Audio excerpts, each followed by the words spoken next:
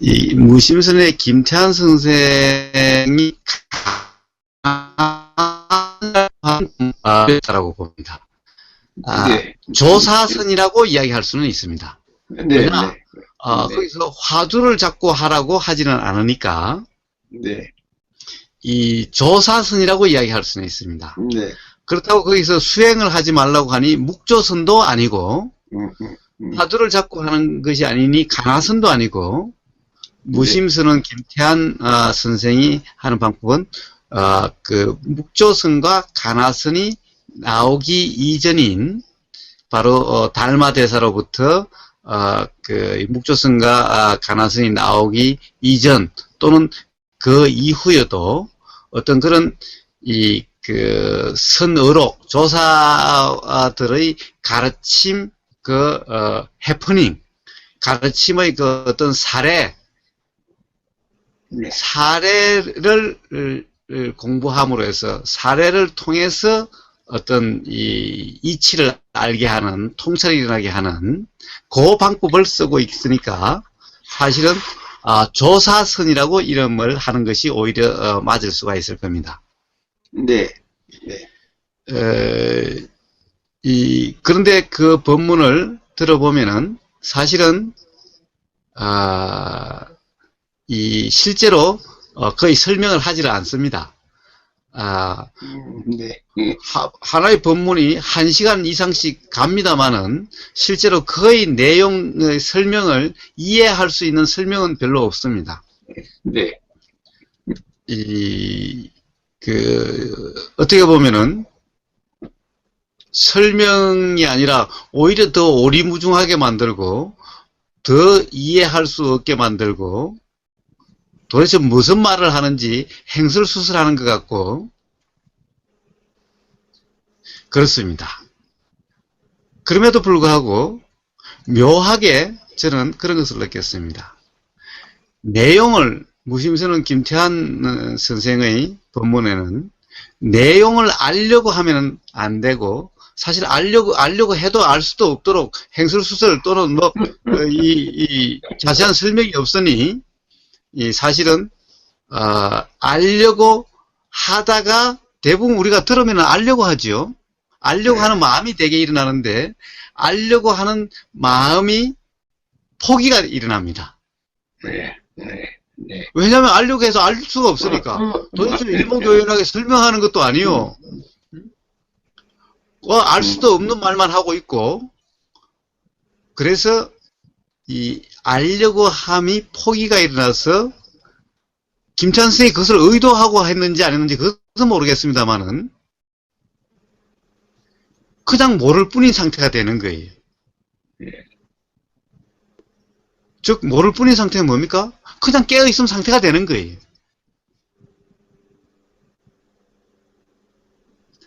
그것을 의도를 하고 하는 건지 어떤지 그건 저는 잘 모르겠습니다. 네. 그런데 저는 제가 들었을 때 저는 바로 그런 상태가 됨을 그렇게 될 수가 있겠구나라는 것이 느껴졌습니다. 그런데 물론 그것을 느끼지 못한 사람은 그 과정에서 계속 알려고 하는 것이 노력이 계속되는 것이 아마 그것이 강한 사람은 몇 년이 갈 수도 있고 빨리 포기가 되는 사람은 1, 2년 만에 포기가 될 수도 있고 그럴 겁니다. 아마 1, 2년 몇 년간은 도대체 감을 못 잡고 무슨 말을 하는지 아마 그런 생각이 될 거라고 봅니다. 그런데 문득 그러다가 도대체 알려고 해도 되지도 않고 무슨 말인지도 모르고 하면은 스스로 포기가 일어나서 문득 모를 뿐인 상태가 될 수가 있고 그러면은 문득 그렇구나라는 통찰이 날 수 있게 되는 조건이 되는 겁니다. 즉 뭐냐? 깨어 있음이라고 하는 그런 상태 되는 경험을 할 수 있게 된다는 겁니다. 온전한 깨어 있다는 것이.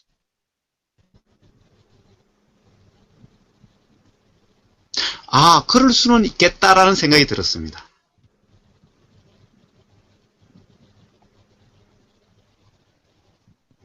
그것을 갖다가 선이라고 이름한다면 굳이 그것은 조사선이라고 이름할 수 있을 겁니다. 조사선이 어떻습니까? 사실은 이 대부분 알아들을 수 없는 이런 말을 하죠. 가령 뜰앞의 잣나무니 똥막대기니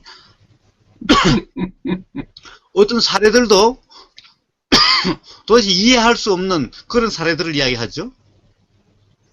그러니 제일 처음에는 그것을 스스로도 모르게 막 분석이 일어나고 온갖 생각이 일어나고 하다가 문득 그래가지고 될 문제가 아니라는 것이 알아서 스스로 포기가 일어나서 문득 바로 깨어있음이라고 하는 치사선택이 없는 중도라고 하는 상태가 문득 될 때 그때 통찰이 일어날 수가 있는 겁니다.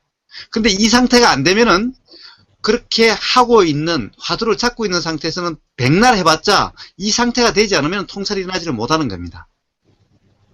마찬가지로 무심선의 김태환 선생님 법문을 백날을 들어도 아무리 들어도 맨날 그것을 이해하려고 하고 있는 상태에서는 결코 통찰이 일어나지를 못하게 되는 겁니다. 그 포기가 일어났을 때 문득 온전한 깨어있음 상태가 되었을 때 비로소 통찰이 되는 겁니다. 자, 그렇다면은 화두가 통찰을 일어나게 해주는 겁니까? 아니면은 그 법문 내용이 통찰을 일어나게 해주는 겁니까? 그것이 아니라 바로 온전한 깨어있음이라고 하는 중도라고 하는 그 상태가 바로 통찰이 일어나게 해주는 겁니다.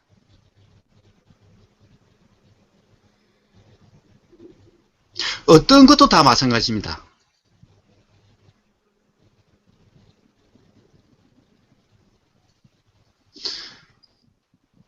가령 이번에 이 사례 연구를 하는 중에 어떤 한 스님은 이렇게 말씀하셨습니다. 석가모니 때문에 자기는 30년을 낭비를 했다. 그래서 자기의 잃어버린 30년은 석가모니 때문이다라고 했습니다. 석가모니 부처님 때문에 자기는 30년을 잃어버렸다. 왜? 그거 공부한다고. 그 가르침을 공부한다라고. 그래서 낭비했다라고 이야기를 합니다. 부처님은 어떻게 하셨습니까? 부처님은 조사들이 쓰는 그런 방법을 쓰시지는 않으셨죠? 물론 조사들은 부처님의 일화에서 이 조사선, 조사선을 그어서 가지고 옵니다. 가령 예를 들면은 여마시중이니 이심전심이니 하는 이런 것을 다 부처님의 일화에서 끌어옵니다. 근데 그것은 굉장히 경강부회적인 아전인수적인 그냥 그런 끌어옴이죠. 가령 예를 들면 이런 겁니다.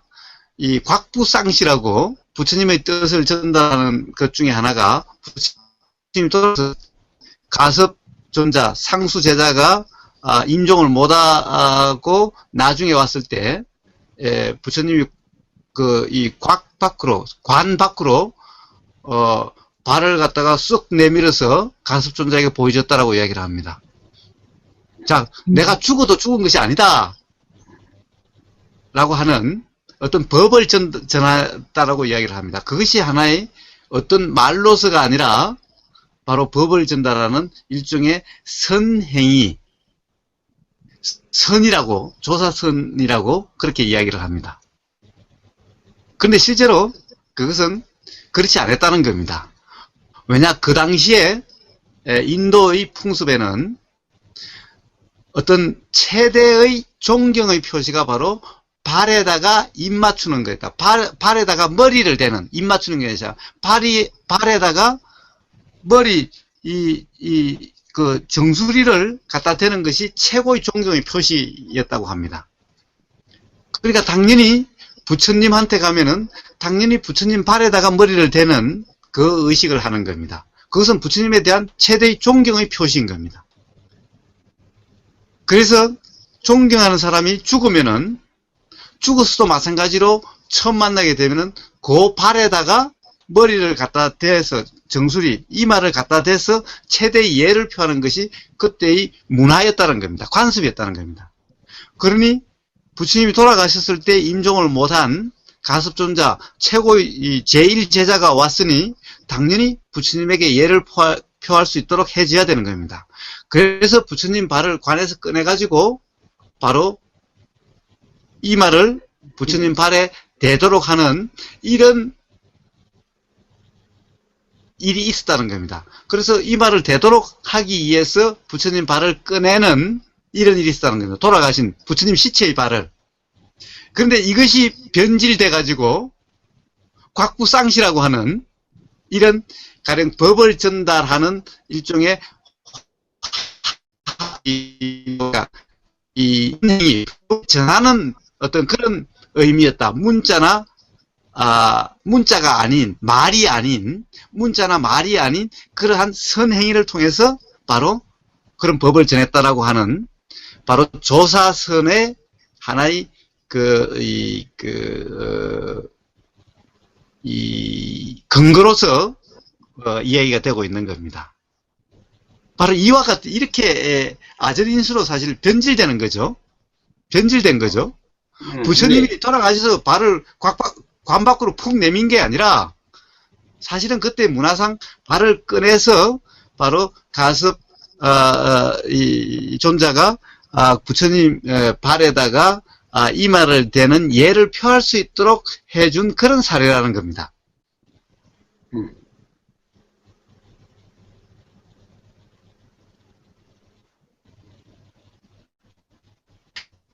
이렇게 사례가 변질됐는데 그렇기 때문에 부처님은 뭔가 비밀로 이야기를 하고 뭔가 은밀한 방법으로 전달하신 것이 없다는 겁니다. 그래서 부처님은 직접 그런 말씀하셨습니다. 나에게는 비밀이 없다. 누구든 와서 봐라. 나는 비밀로 전달해 줄 것이 없다라는 거예요. 나는 네. 비밀로 전달해 준 것 하나도 없다. 네.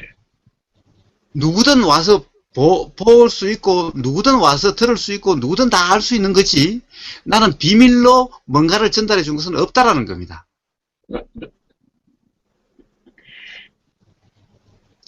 그리고 그 부처님 말씀을 기록한 것이 니까야들 아닙니까?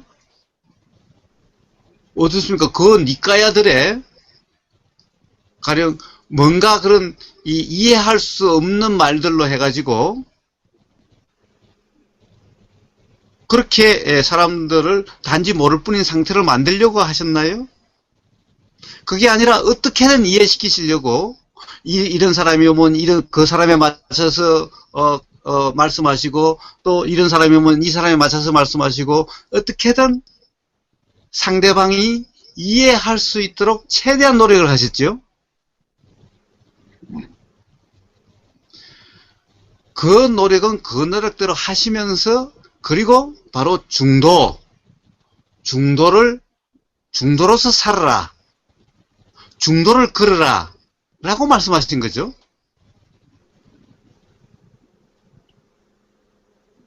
자, 부처님을 갖다가 부처님 때문에 잃어버린 30년이라고 이야기했지만 부처님을 몰라서 잃어버린 30년이죠. 네.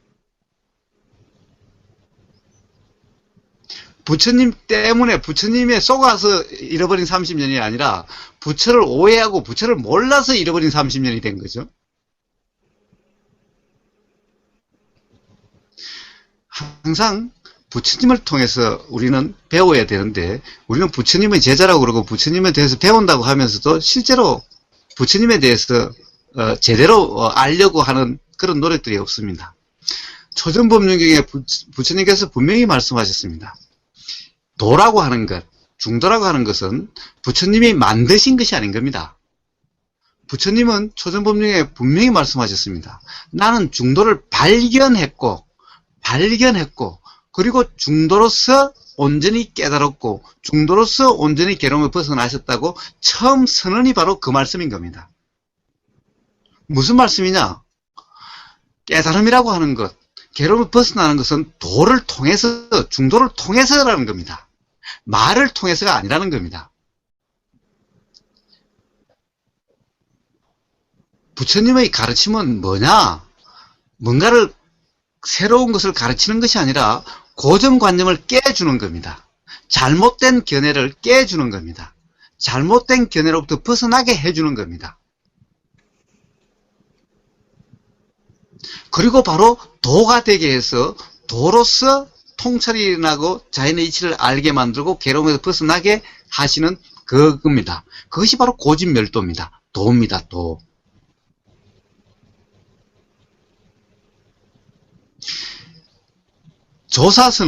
조사들이 쓰는 방법은 방편으로서, 화두라고 하는 방편으로서 바로 부처님이 말씀하신 중도의 상태가 되게 하기 위한 겁니다.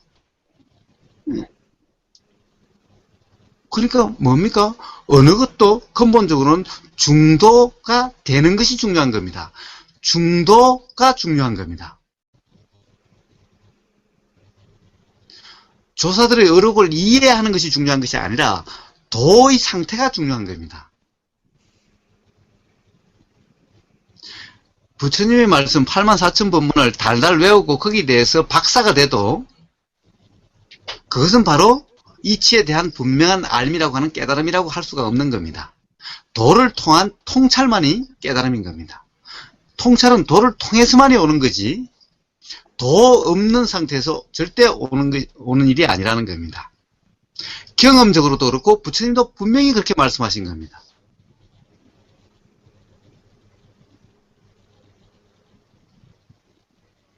그래서 바로 지금 현재 선지식들의 그러한 어떤 지도방법, 수행방법에 대해서 바로 그러한 분명한 이해가 있으시도록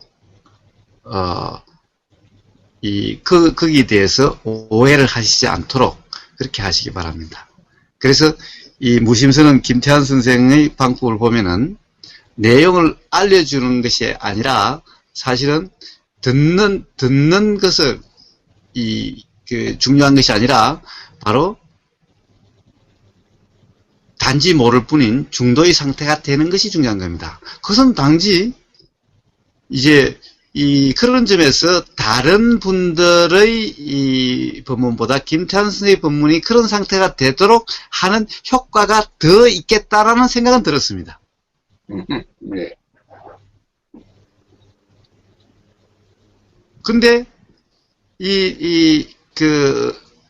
그것뿐만 아니라 가령 어떤 말을 듣든 어떤 법문을 듣든 어떤 수행법을 하든 다 마찬가지로 깨어있음으로 들을 때는 깨어있음으로 들어야 되는 거고 할 때는 깨어있음이 돼야 되는 거고 이런 것일 뿐인 거죠. 어떤 것이든 다 마찬가지인 겁니다.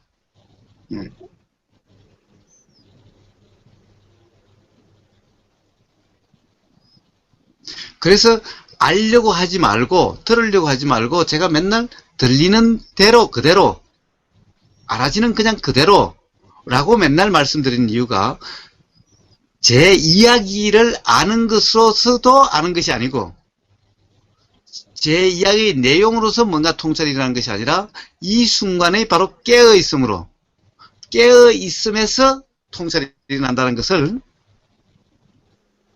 다시 한번 새기시기 바랍니다.